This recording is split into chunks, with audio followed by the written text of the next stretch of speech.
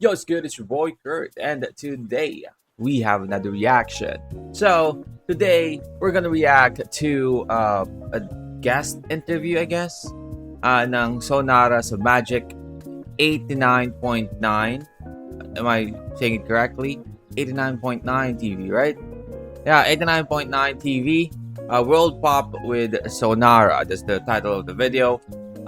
Few of you requested for us to react to this interview, so I'm really excited. You know what I remember sa video na to, nung nalaman ko na mag-guest sila dito sa parang radio station na to. Ano to? Radio station na to is yung interview ng SB19 nung yung bago pa lang sila sa parang sang radio station as well, yung kumanta pa nga sila. So humble beginnings, man. But yeah, at least ngayon, nasusubaybayan ko, no, na yung pag-umpisa ng Sonara, Alex SB19, pinapaload natin mga video nila, it's always like a throwback thing. But in here, sinusubaybayan talaga, sinasabayan. So, without further ado, man, let's get it. Magic 89.9. Yeah, 89.9. Today's best music, Magic 89.9. 17 with a song called God of Music. It is 2:04, which means it is time for World Pop. And we are starting things off with a guest, and there are 7 of them. And this is their first time in the limelight. Ladies and gentlemen, in the booth, we have Sonara. What is up, girls? Yay! Okay. Since nag-debut lang, kaka-debut nyo lang. Alam niyo ba ito si Yurka? Ang dami niyang photos na lumalabas ngayon na insulso niya itong parang nasa ulo niya, no? Nagmumukha daw siya parang si Ken din, parang ano din, no? Parang tawag dito. Assassin's Creed din. Parang assassin din. Last Friday, to be exact, magpakilala na kayo here on air. Let's start with, sige, ikaw, Eureka.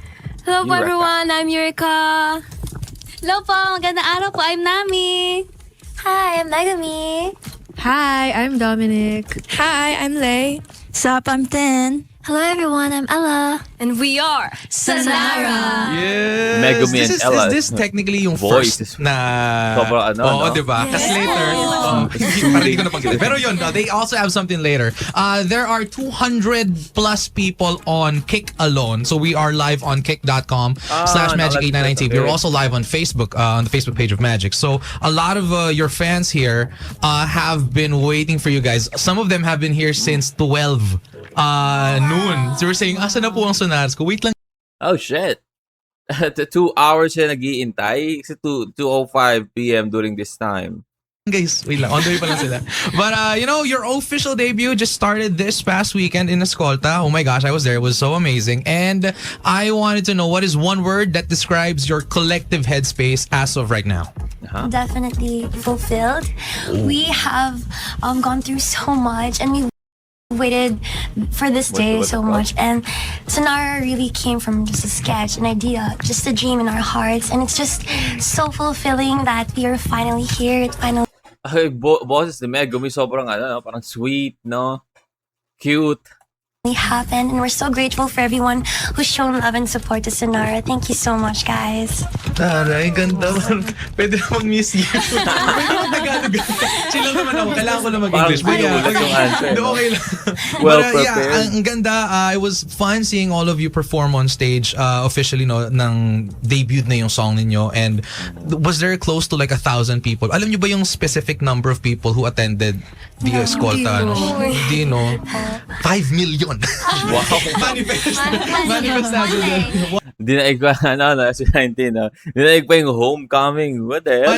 One day. You are currently pioneering a certain specific sound that banks on resiliency and journey nyo being tough girls, no? And I wanted to know that when it comes to your vocal delivery and performance as a group, how do you define what is grit for you guys? Ganun. Oh, Actually, yung great sound question. po ni Sonara, it comes from our own individuality.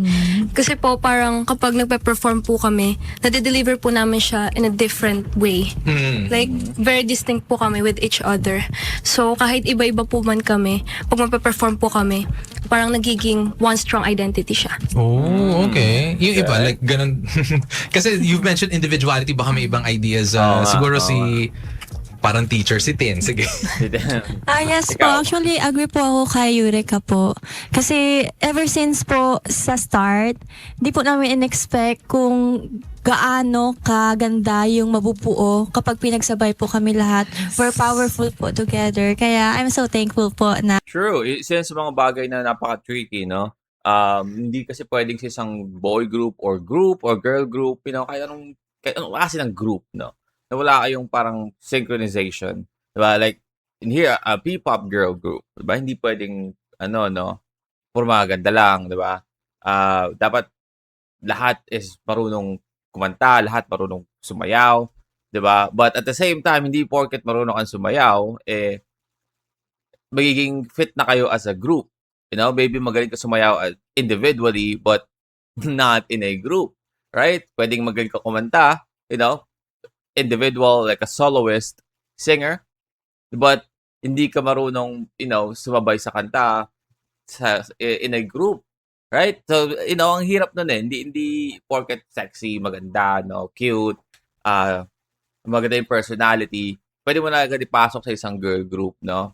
That's why training is really, really important, no? And kitang-kita naman natin yan, no? Kitang-kita naman natin yan sa mga ibang, nakikita nating girl group dyan na, parang dinedebut ng hilaw pa, di ba? Makikita natin yung pinagkaiba, right? we are Sonara po ngayon. Yes. Syempre, even as 7 individuals, you all have like the same goals in mind. Meron kayo long-term goals. And I wanted to ask, Also, I'm going to reference SB19, right? Like, individually, pag pinakinggan mo yung mga music nila, sobrang magkakaiba, man. Magkakaiba yung klase ng music nila. Magkakaiba yung feel pag pinakinggan mo sila, di ba? Pag pinakinggan mo si Ken, and at the same time, nag-shift ka or nakinig ka naman kay Pablo or kay Stel, nag-iiba yung mood no? Kay Josh, nag-iiba yung mood. Hindi pare-parehas, no? But whenever they perform as an SB19, I mean, synchronize sila, no? Parang isa. Right? Same vibe, same everything. So, yun, kailangan talaga, makahanap. Or yung mahanap or bubuo ng grupo, kailangan marunong tumingin. Diba? this like as a girl group, being the first girl group under Onesie Entertainment, and of course with the support of Universal Music Group Philippines and Republic Records, how does having the support of this as in global na ito, how does having their support influence your vision, your long-term goals for the future? Actually, pressure po talaga. Kasi, first of all, Onesie, we have this motto of breaking the norms po talaga, and we have this UMG Republic Records, and it's just so pressuring, but we actually welcome this kind of pressure. This pressure is a blessing po because it pushes us to become a better version of ourselves, both as a person and an artist. And actually yung pressure din po na to, nag-push po sa amin mag-produce pa ng art.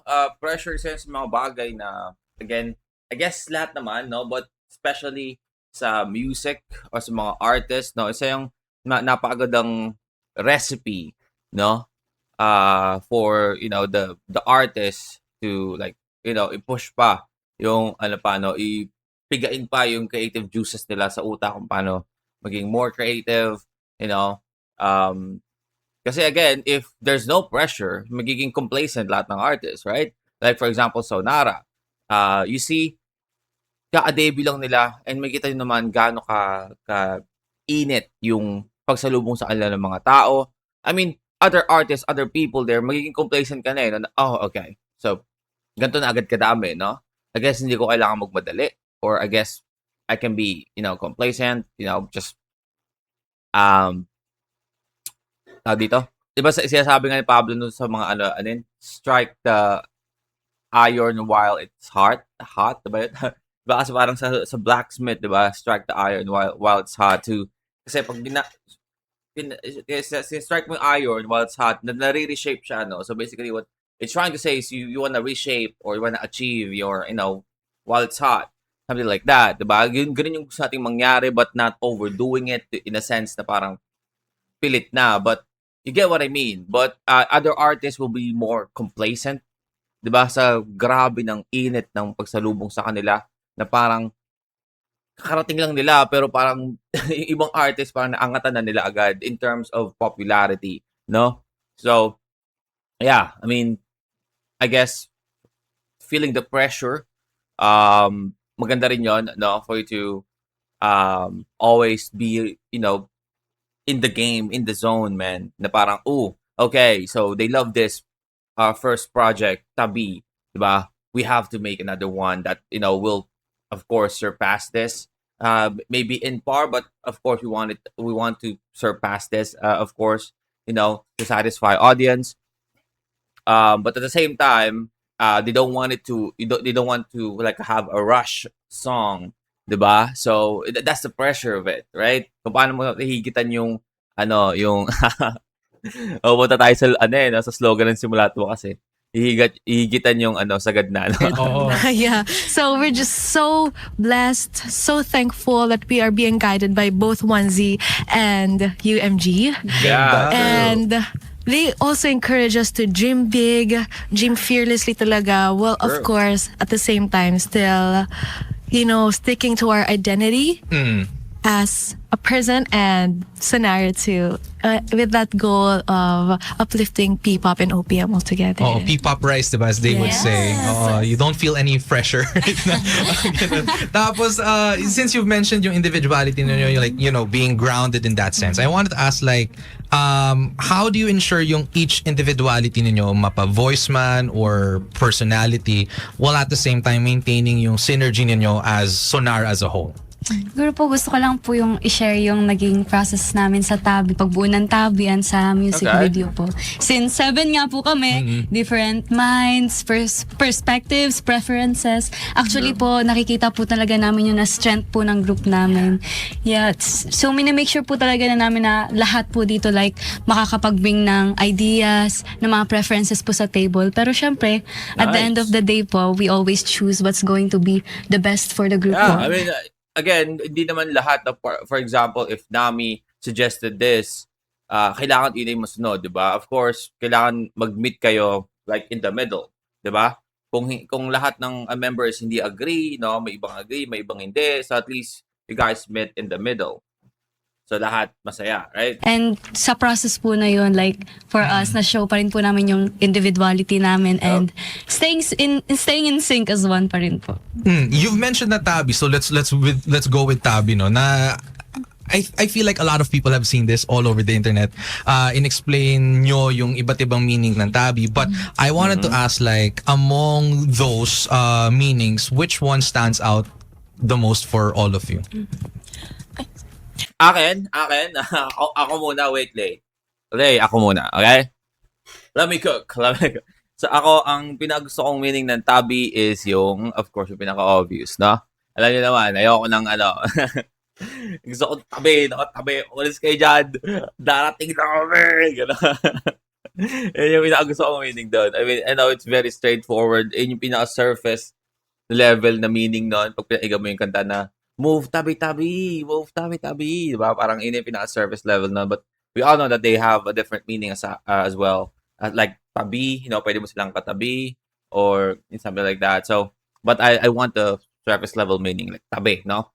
Tabi kayo dyan, dito na kami. I think for Tabi po talaga, it really means empowerment po, and it also can lead towards woman empowerment, but also at the same time. Yeah, I mean that basically it. What I want to be the meaning of it. Parang uplifting po the others and reminding them that you're not alone because we're here. Yeah, I mean that's the other meaning. Sure, but And parang sinasabi din po ng song na tabi, like tabihan kita, tabihan mo ko, or samahan kita. Like you don't have to face it alone because we're all here. And parang supporting each other lang po talaga. Because a lot of people, yung inisip agad nila sa Tabi is like, move, diba? Move. Pero pwede nga yung tabihan eh. When tin-explain that, sabi ko, oo nga no. Actually, baka may pandagdag ako. Pwede pag binaligtad yung Tabi. Ibat, diba? Parang siyang iba't-iba. So parang iba't-iba. masyado mo nang pinilit. I'm sorry, pero man, masyado mo nang pinilit yung ibat, no?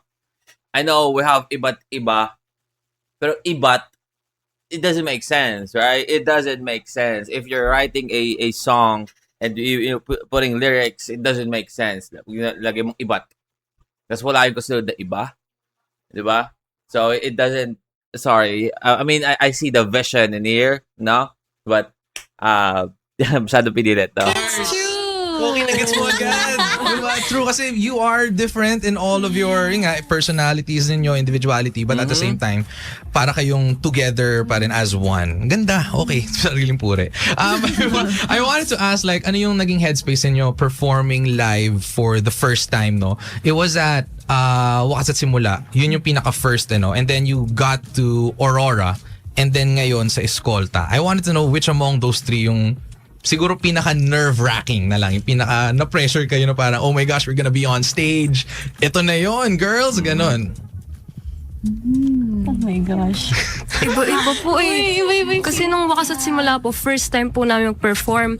Sa Aurora naman po, first ever like malaking festival. Oo. Tapos sa Escolta naman po, debut talaga namin. So iba-ibang atake Ibang po talaga. levels of kabagan yan. So tatlong best po kaming nangarag. Oo nga, ang hirap kasing isipin nun. I mean, siguro kung level of like parang kaba, I guess we can say na yung sa Wakas at Simula, no? Because again, that's 100 people watching you, Tapos yun yung pinakaunang beses na pinakilala kayo. So, expectation ng mga tao is sobrang taas. 'Di ba? Na parang nakakatakot kasi parang ano ba, maabot ko ba to? But since after that, nakita naman natin yung init ng pagtanggap and magaling naman talaga sila. So I guess pag inisip mo naman, no, as para sa akin, no, hindi sa kanila kasi hindi naman ako nagpe-perform. Pag iniisip ko lang, no, I guess mas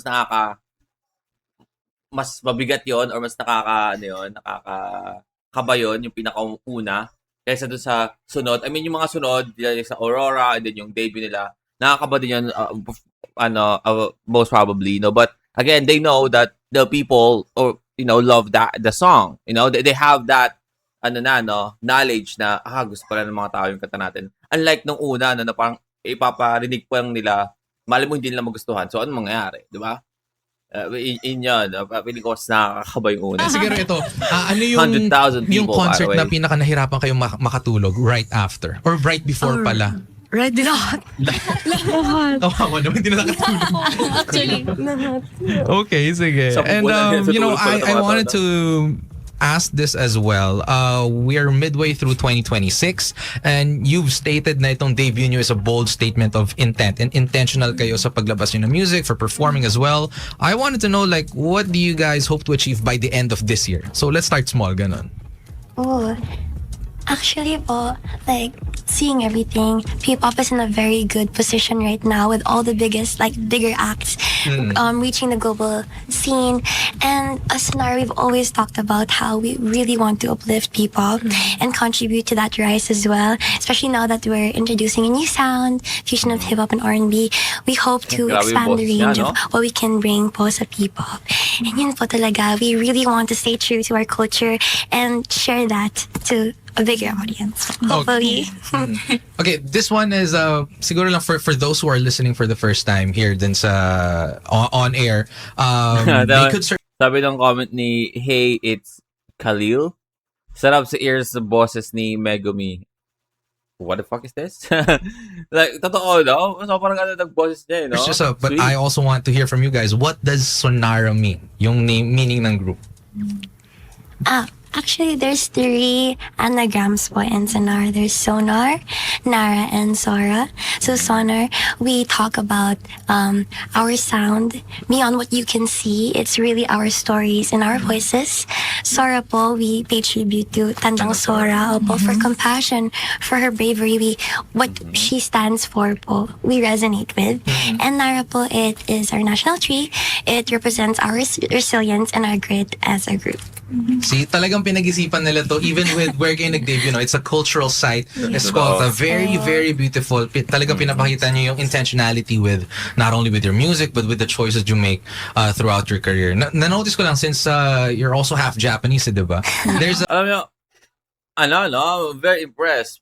Sila, sobrang parang media trained sila, no? Like to answer interviews, very professional, painggan to a new group, no?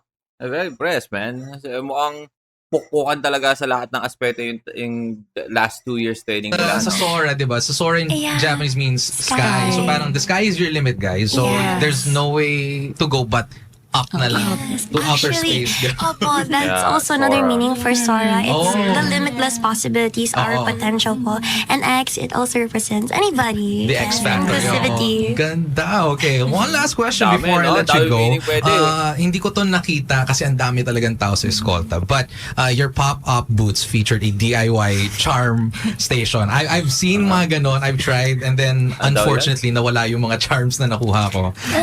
So natakot ako. But for all of you individually, para marinig ko rin kayo lahat, if you had to pick one specific charm to represent the personality of the member sitting next to you na lang, kaso 7 kayo, paano kaya yun? Ano na lang, to the next, to the next, to the next. Or, actually, sige, wag na lang ganon. Ano na lang, specific charm representing you. What Okay. would it be? Start naman tayo. Sige, kay you're gonna na lang mag-stance. Ako po, siguro, wala akong maiisip right now, pero anything na green. Oh my God. Anything na green, siguro. Okay, Jade, pwede, ganyan. Opo. Sige. Ako din po, like, nung gumawa po ako ng charm, puro pink Alam po mo siya. ba, pag naisip ko yung Jade, ang lalagyan ko naaalala is yung, alam niyo, napanood niyo na ba yung Action Adventure? Sa Channel 7. Diba? Alaban nila yung mga Jade Warriors. Tapos also si Jade, diba? Si Jade yung pamangkin niya doon. Ay lang, ako, every time na narinig ko yung Jade, yung naalala ko. So, anything pink mo talaga. Any pink item? Sige, okay. Sige, Megumi. I don't know if there was a charm like this, but para yung music note po, cause like music is live everywhere. Like it moves through my body, and Wow. I can't live without music. Okay.